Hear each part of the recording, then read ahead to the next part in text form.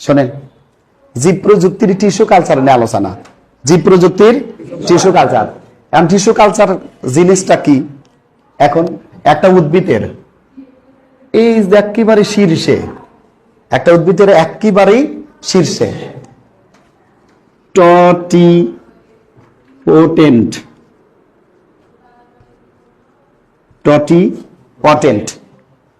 বা স্টেম কোষ বা সেল, উদ্ভিদের টটিপটেন্ট বা স্টেম সেল, এখান থেকে হুবহুব আর একটা এই উদ্ভিদ সৃষ্টি হয়।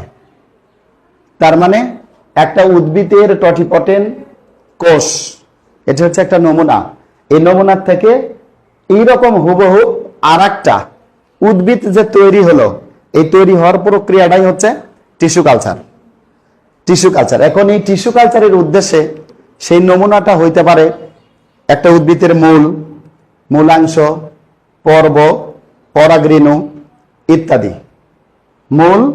মূলাংশ, পর্বত, পরাগরেণু ইত্যাদি। এখন উদ্ভিদের টিস্যু কালচার প্রক্রিয়াটা সম্পন্ন করার জন্য উদ্ভিদের যে অংশটুকু আমরা কাটে নিব, একটা উদ্ভিদ,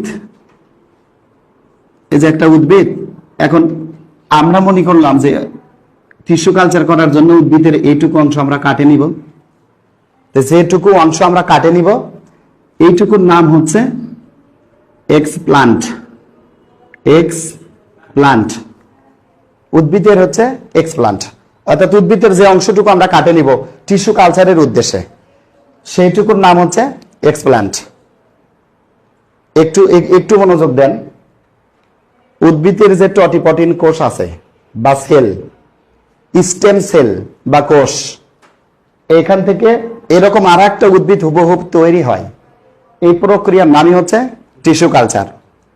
টিস্যু কালচারের জন্য উদ্ভিদের যেটুকু অংশ আমি কাটে নিব, যেটুকু অংশ কি করে নেব, কেটে নিব, এইটুকুর নাম হচ্ছে এক্সপ্লান্ট। এটুকুর নাম কি? এক্সপ্লান্ট। টিস্যু কালচার সম্পূর্ণ করার জন্য কয়েকটি ধাপ। সর্বপ্রথম আমার মাতৃ উদ্ভিদ নির্বাচন করতে হবে। কি উদ্ভিদ? মাতৃ উদ্ভিদ। এই মাতৃ উদ্ভিদটা সজীব, রোগমুক্ত এবং সতেজ। আমাকে একটা উদ্ভিদ নির্বাচন করতে হবে। যে উদ্ভিদ থেকে আমি আর একটা উদ্ভিদ তৈরি করব, সেই উদ্ভিদটা হচ্ছে মাতৃ উদ্ভিদ। এটা রোগমুক্ত, সজীব এবং সতেজ। আবাদ মাধ্যম তৈরি করতে হবে। আবাদ মাধ্যম তৈরির জন্য উদ্ভিদের অত্যাবশ্যকীয় উপাদান বা খনিজ পুষ্টি, ভিটামিন, ফাইটোহরমোন, সুক্রোজ এবং এগার। এগারটা কি? এগার হচ্ছে একটা আঠা জাতীয় পদার্থ। এটা করে কি? মাটিকে জমাট রাখতে সাহায্য করে। তো মাটিকে জমাট বাঁধার জন্য কি যুক্ত করা হবে? এগার। আর অত্যাবশ্যকীয় যে পুষ্টি উপাদান, এই অত্যাবশ্যকীয় পুষ্টি উপাদানগুলো হচ্ছে খনিজ পুষ্টি, ভিটামিন, ফাইটোহরমোন এবং সুক্রোজ। আর মাটি জমাট বাঁধার জন্য কি নিব? এগার। তারপর কি করবো আমরা? জীবাণুমুক্ত আবাদ প্রতিষ্ঠা। এগুলো টিস্যু কালচারে কিন্তু ধাপ। জীবাণুমুক্ত আবাদ প্রতিষ্ঠা করার জন্য আমাকে একটা কাচের তৈরি, কিসের তৈরি? কাচের তৈরি একটা কনিক্যাল ফ্লাক্স নিতে হবে। Conical flux. এই কনিক্যাল ফ্লাক্সের মুখটা আমরা তুলা বা কর্ক দ্বারা বন্ধ করব। পরবর্তীতে এই তুলা বা কর্ক দ্বারা মুখটা বন্ধ করার পরে একটা অটোক্লেভ যন্ত্র লাগাবো। অটোক্লেভ একটা যন্ত্র লাগে। অটোক্লেভ যন্ত্র লাগানোর পরে কনিক্যাল ফ্লাক্সটাকে একটা মাধ্যম, যেহেতু আমরা বলতেছি জীবাণুমুক্ত আবাদ, একে জীবাণুমুক্ত করার জন্য 121 ডিগ্রি সেলসিয়াস, কত? 121 ডিগ্রি সেলসিয়াসে আমরা 20 মিনিট ধরে রাখে দেব। তাহলে তাতে চাপ আমরা কত দিব? তাপ 20 ডিগ্রি সেলসিয়াস, 121 ডিগ্রি সেলসিয়াস। আর কয় মিনিট রাখে দেব? 20 মিনিট। আর চাপ আমি কত দেব? চাপটা দেব হচ্ছে 15 এলবি স্কোয়ার পার ইঞ্চি। এলবি হচ্ছে লেথ এন্ড হচ্ছে বোথ, মানে উভয় দিকে 15 এলবি স্কোয়ার ইঞ্চি চাপ দেব। দিয়ে জীবাণুমুক্ত একটা আবাদ প্রতিষ্ঠা করা হবে। জীবাণুমুক্ত আবাদ প্রতিষ্ঠা করার জন্য তারপর আছে কি? মূল উৎপাদক মাধ্যমে স্থানান্তর। যখন আমরা দেখব যে এই যে মূল উৎপাদক যে আমার অনুচারাটা তৈরি হবে বা ক্যালাসটা তৈরি হবে, তাকে যখন আমরা মূল উৎপাদক মাধ্যমে স্থানান্তর করব, যদি সম্পূর্ণ অনুচারাগুলোর মূল উৎপাদক না হয়, তাহলে বিট অফ এই চারার বিট অফ গুলো আমরা ভেঙে দেব। চারার বিট অফ গুলো ভেঙে দেবো। বিট অফটা কি? ওই যে আমরা ফুল পড়ছিলাম না, প্রজননের জন্য বিশেষভাবে রূপান্তরিত বিট অফকে কি বলে? ফুল। প্রজননের জন্য বিশেষভাবে রূপান্তরিত বিট অফকে কি বলবো? ফুল। সেই বিট অফ গুলো ভেঙে আমরা কি তৈরি করব? মূল উৎপন্ন করব। মূল উৎপন্ন হলে তাকে আমরা মাঠ পর্যায়ে স্থানান্তর করব। এই কথা হচ্ছে টিস্যু কালচারের ধাপ। দেখেন, সর্বপ্রথম আমার কি নিতে হবে? মাতৃ উদ্ভিদ নির্বাচন করতে হবে। কি উদ্ভিদ? মাতৃ। এই যে রোগমুক্ত, সজীব, রোগমুক্ত কি? সজীব এবং সতেজ একটা আমরা উদ্ভিদ নির্বাচন করে নিলাম। এটা হচ্ছে কোন উদ্ভিদ? মাতৃ। এটা কোন উদ্ভিদ? মাতৃ। এই যে মাতৃ উদ্ভিদ, মাতৃ উদ্ভিদের টটিপটেন বা স্টেম সেল কোষ থেকে আমরা এখন কি নিব? নমুনা। তাহলে আমরা মাতৃ উদ্ভিদ থেকে কি নিছি? নমুনা।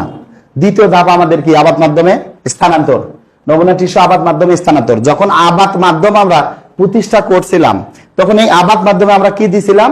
অত্যাবশ্যকীয় উপাদান, খনিজ পুষ্টি, ভিটামিন, ফাইটোহরমোন এবং এগার ও সুক্রোজ দিয়ে আবাদ মাধ্যম তৈরি করা হয়েছিল। এখন এই নমুনা টিস্যুকে যখন আবাদ মাধ্যমে স্থানান্তর আমরা করছি, তখন এই নমুনা টিস্যুর বারবার বিভাজনের ফলে অনেকগুলো অনুচারা তৈরি হয়। কি তৈরি হয়? অনুচারা বা ক্যালাস। অনুচারা বা ক্যালাস তৈরি হয়। এই অনুচারা থেকে আবার দেখেন, অনুচারা তৈরির জন্য ক্যালাস থেকে আলাদা কোষ। যখন ক্যালাসটা তৈরি হলো, তখন এই ক্যালাস থেকে অনুচারা, সরাসরি অনুচারা তৈরি হওয়ার জন্য আমরা আর একটা আবাদ মাধ্যমে স্থাপন করলাম।